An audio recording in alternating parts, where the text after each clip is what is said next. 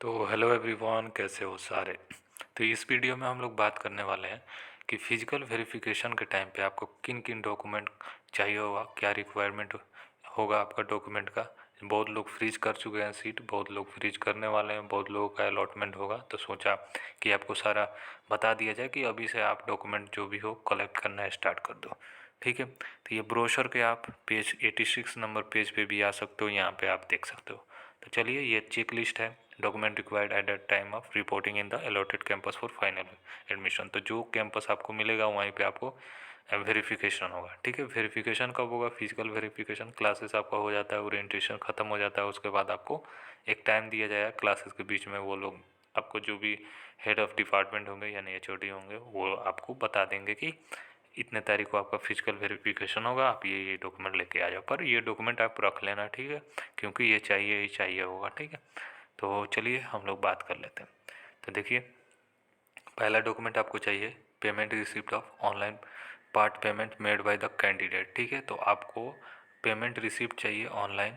ठीक है, जो आपने फीस पेमेंट किया है उसका पेमेंट रिसिप्ट चाहिए। ठीक है, तो copy of candidate profile of registered candidate, जो आपने रजिस्टर्ड किया है एप्लीकेशन फॉर्म, उसका एक प्रिंट आउट आप निकाल लेना। ठीक है, और जो पेमेंट आपका 7,875 है वही पेमेंट रिसिप्ट आपको निकालना है। ठीक है, आपको तीसरा में चॉइस सबमिटेड बाय कैंडिडेट। ठीक है, तो आप जो चॉइस सबमिशन किए हैं वही आपका प्रिंट आउट लेना है। तो आप जब एप्लीकेशन निकालोगे तो उसके अंदर ही सारा चीज़ें रहता है, तो उसी में आप आ जाओगे। ठीक है, तो एक अलॉटमेंट लेटर आया होगा। चौथा में आपको चाहिए कि एक अलॉटमेंट लेटर आपको डाउनलोड कर लेना होगा, तो वो डाउनलोड कर लीजिएगा। जब आप फ्रीज कीजिएगा तो अलॉटमेंट लेटर हो जाएगा। ठीक है, फ्रीज करने के बाद आप अलॉटमेंट लेटर निकालना। ठीक है, एक डेट ऑफ बर्थ सर्टिफिकेट चाहिए, अगर 10th का मार्कशीट है वो दे दीजिए। ठीक है, एक सेल्फ अटेस्टेड भी लगाना है, यानी सेल्फ अटेस्टेड में फ़ोटो कॉपी करा लीजिएगा, उसके नीचे आप सिग्नेचर कर लीजिएगा अपना, बस नाम लिखिएगा, ये नहीं कि स्टाइल में आप सिग्नेचर मार दो, ऐसा नहीं। और ओरिजिनल भी रखना है। ठीक है, फिर आपको ओरिजिनल दे देंगे। ठीक है, तो आपको DSU CET स्कोर कार्ड, अगर आप जो एग्ज़ाम दिए हैं मतलब इंट्रेंस, उसके लिए है, पर ये डिप्लोमा वालों के लिए, आपका इंट्रेंस नहीं था तो आप नहीं दे सकते हो, कोई दिक्कत नहीं। उसके बाद सातवां डॉक्यूमेंट चाहिए आपको certificate and marksheet of qualifying examination issue by the board university, original and one accepted self attested photocopy. In case original certificate is not awarded at the level of school, A provisional certificate downloaded copy of marksheet duly authenticated by the concern school principal bye consider. तो ये क्या है? तो देखिए, आपका certificate चाहिए class 12th का। ठीक है, अगर आपको इशू हो गया जो भी बोर्ड से, तो एक ओरिजिनल चाहिए, एक सेल्फ अटेस्टेड चाहिए। सेल्फ अटेस्टेड में आपको फ़ोटो कॉपी करवाना होगा उस पर, और ओरिजिनल लेके जाना होगा, आपको फ़ोटो कॉपी रख के देंगे। अगर आपको ओरिजिनल नहीं दिया गया स्कूल लेवल से, ठीक है, तो बहुत लोगों को नहीं मिलता है जल्दी, तो वो लोग अपना क्या करेंगे, डाउनलोड करेंगे डिजी लॉकर से। ठीक है, उसको क्या करेंगे, आप स्कूल में जाइएगा, वहाँ पे बोलिएगा कि सर मुझे सेल्फ अटेस्टेड कर दीजिए, तो वो लोग अपना स्टाम्प मार कर दे देंगे। वो बोलिएगा कि सर मुझे कॉलेजेस में देना है, आप थोड़ा सेल्फ अटेस्टेड करके दे देते, तो वो लोग दे देते हैं। पिछले साल काफ़ी लोगों का हो गया था। ठीक है, ये चीज़ें क्लियर हो चुकी है। उसके बाद SC ST person with disability, दिव्यांग, PWD annexure 3 OBC certificate issue bye component authority. ठीक है, तो SC ST जो भी फिजिकल डिसेबिलिटी, दिव्यांग, PWD से हैं, उनको OBC सर्टिफिकेट बाय मतलब जो भी आपका अथॉरिटी से रिलीज़ किया जाता है वो लेके जाना होगा। जो भी आप कैटेगरी से हो, चाहे SC ST हो, PWD से हो, OBC से हो, ठीक है, EWS से हो, कश्मीरी माइग्रेंट से हो, तो आपको ओरिजिनल जो भी कास्ट सर्टिफिकेट आपको इशू करवाया जाता है आपको गवर्नमेंट की तरफ से, वो लेके जाना है। एक आपको ओरिजिनल लेके जाना है, एक सेल्फ अटेस्टेड लेके जाना होगा। ठीक है, ठीक है, कैरेक्टर सर्टिफिकेट आपको चाहिए। अगर कैरेक्टर सर्टिफिकेट आपके स्कूल की तरफ से है, अगर हाँ, क्या लिखा है इन्होंने, conduct a character certificate from the head of the institution from where the qualifying examination has been pass और फ्रॉम गैजेट ऑफिसर। ठीक है, तो वही उन्होंने लिखा है, स्कूल की तरफ से आप कैरेक्टर सर्टिफिकेट ले सकते हो। अगर आपका वो आपके पास नहीं है तो गैजेट ऑफिसर से भी बनवा सकते हो आप। ठीक है, ओरिजिनल लेके जाना है, एक सेल्फ अटेस्टेड फोटो कॉपी। ठीक है, मेडिकल फिटनेस सर्टिफिकेट चाहिए 10वां में, जो आपको MBBS जो डॉक्टर होंगे उनसे करवा लीजिएगा। जाइएगा ना तो बोलिएगा सर मुझे एक फ़िटनेस सर्टिफिकेट चाहिए कोई भी हॉस्पिटल वगैरह में, तो वो लोग बना देंगे। मिनिमम सर जो उनका फ़ीस होगा 500 रुपीज़, डिपेंड करता है आपके सिटी पे, मैं जहाँ पे रहता हूँ वहाँ पे तो 500 ही लगा था, तो वही 500 के आसपास आपका लगने वाला है। फिर आपको टीसी चाहिए 11वां सर्टिफिकेट, ठीक है, जो स्कूल से आपने छोड़ा होगा, या ट्रांसफ़र सर्टिफिकेट भी ले सकते हो, माइग्रेशन भी ले सकते हो आप, ठीक है, दोनों में से एक आप लेके जमा कर सकते हो, ठीक है। और एक ओरिजिनल और सेल्फ अटेस्टेड कॉपी लेके जाना होगा, ठीक है।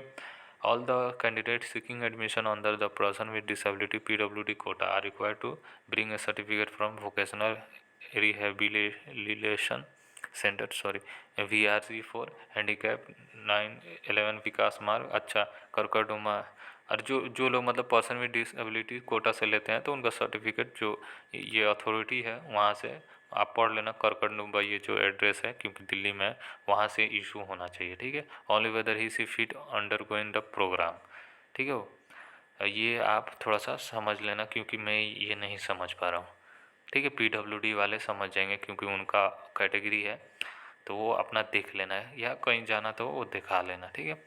और जो लोग ओबीसी कैंडिडेट्स हैं तो उनको जो वैलिड होना चाहिए, एक आर्ट मतलब क्या लिखा है, candidate belong to OBC category must upload the latest NCL certificate which should be valid on 1/8/2023 issue from the competent authority, ठीक है। तो वैलिड जो 1/8/2023 तक वैलिड होगा OBC NCL, तो वो आप दे सकते हो। In case candidate apply for the certificate only has detail application but no caste certificate, such candidate consider as a general category candidate, ठीक है। अगर आपके पास नहीं है, आप अप्लाई भी किए हो, तो आपको जनरल कैटेगरी में डाल दिया जाएगा, ठीक है।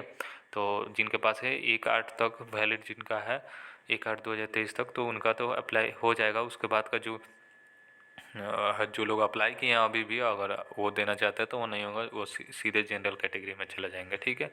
If the OBC NCL certificate is not valid as 1/8/2023 then it should be accompanied with valid final income certificate valid on 1/8 issue from the component authority, ठीक है। अगर कैंडिडेट के पास अब वैलिड 1/8/2023 के पास नहीं है तो आपको वैलिड एक इनकम सर्टिफिकेट भी आप दे सकते हो जो कंपोनेंट अथॉरिटी से हो, ठीक है। उसके बाद EWS वालों के लिए है, ठीक है, तो जिनका 8 लाख से कम है पर एनम, ठीक है, तो उनको एक बनवाना EWS सर्टिफिकेट 1/8/2023 तक का वैलिड होना चाहिए, वो आप दे सकते हो, ठीक है। तो EWS सर्टिफिकेट कोई भी स्टेट कराएगा चलेगा, ठीक है। Candidate who have passed in the year 2023 are allowed to upload the downloaded marksheet in the, अच्छा, ये आप मतलब आप डाउनलोडेड मार्कशीट दे सकते हो उनको, कोई दिक्कत नहीं है, वही आप सेल्फ अटेस्ट करके वही आप देख सकते हो, ये वही लिखा है इन्होंने, ठीक है। अब any following should be consider for date of birth certificate, ठीक है। तो अगर डेट ऑफ बर्थ सर्टिफिकेट आपको कोई भी इनमें से रहेगा तो हो जाएगा।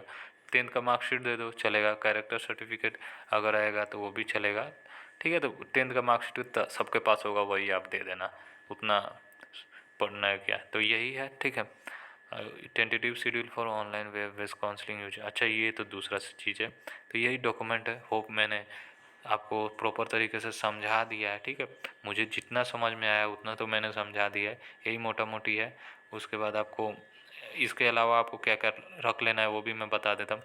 आधार कार्ड रख लो आप क्या करो कि फोटो ये पासपोर्ट साइज फ़ोटोग्राफ भी रख सकते हो, ठीक है। और बहुत लोग पूछ रहे हैं कि एंटी रैगिंग सर्टिफिकेट, तो एंटी रैगिंग सर्टिफिकेट का मैंने वीडियो ऑलरेडी अपलोड किया हुआ है, पिछले साल का ही है, तो पर वही चल जाएगा आपका, मतलब वही साइट से आप जाके कर सकते हो, कैसे अप्लाई करना है मैंने ऑलरेडी बता रखा है, तो वो वाला वीडियो आप देख सकते हो, ठीक है। तो वही आपको हो जाएगा। उसके बाद आप फोटोग्राफ रख लो, 4-5 फोटोग्राफ आप रख लेना पासपोर्ट साइज। उसके बाद आप ये रख लेना, क्या बोलते हैं, आधार कार्ड रख लेना, ठीक है, इनफ होगा, ठीक है। और जो लोग आउटसाइड दिल्ली से हैं तो कृपया करके ये रख लीजिए और आपको दिक्कत नहीं होगा। और जो दिल्ली से हैं मान लीजिए उनको कमी बेसी भी होगा तो वो घर पे ही नहीं रहते हैं, तो उनका तो मैनेज हो जाएगा। तो इसीलिए आप जो आउटसाइड दिल्ली से हैं तो वो अपना रख लीजिए प्रॉपर तरीके से। उसके बाद जब क्लासेस खुलेगा आपको नोटिफाई किया जाएगा, उसके बाद आप चले जाना वहाँ पे। तो यही होने वाला है सारा डॉक्यूमेंट। होप मैंने सोचा पूरा अच्छे तरीके से समझा दूँ, ठीक है। अगर कोई मिस्टेक हो तो प्लीज़ मुझे करेक्ट कर देना, मुझे जितना समझ में आया मैं बता दिया हूँ, ठीक है। तो चलिए फिर मिलते हैं नेक्स्ट वीडियो में, तब तक के लिए बाय, टेक केयर और ख्याल रखिए अपना।